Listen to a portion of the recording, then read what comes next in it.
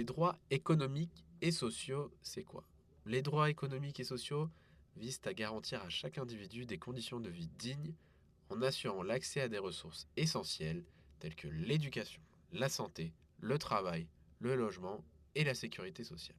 On a le droit à l'emploi, c'est-à-dire que chacun a le droit de travailler et le droit d'obtenir un emploi.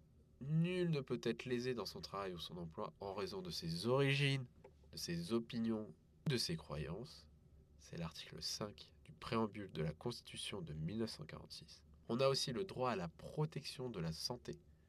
Elle garantit à tous, notamment à l'enfant, à la mère et aux vieux travailleurs, la protection de la santé, la sécurité matérielle, le repos et les loisirs. Ça, c'est l'article 11 du préambule de la Constitution de 1946. Et enfin, on a le droit à la gratuité de l'enseignement public. La nation garantit l'égal accès de l'enfant et de l'adulte à l'instruction, à la formation professionnelle et à la culture.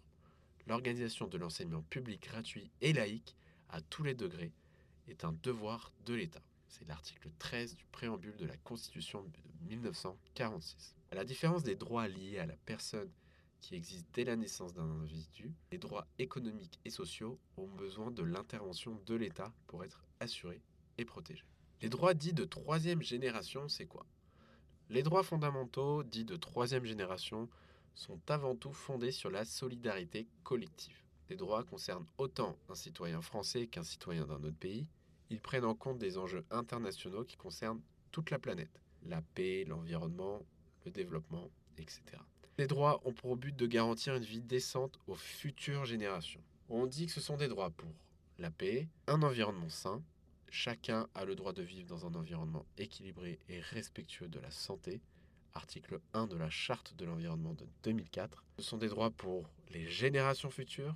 Nous devons préserver les droits, les ressources et l'environnement pour les futures générations. Ce sont des droits pour l'assistance humanitaire. En cas de violation des droits de l'homme, un État peut intervenir dans un autre État pour aider les hommes qui s'y trouvent, apporter de la nourriture, des soins, tenter de limiter un conflit fait partie des actions possibles. Ces droits sont apparus plus récemment et sont progressivement intégrés dans les textes de loi en France. Ils ne peuvent pas encore tous être utilisés devant un tribunal. Et pour pratiquer dès maintenant, télécharge l'application Maria Examen Civique. Tu retrouveras gratuitement chaque jour un nouveau questionnaire pour t'entraîner.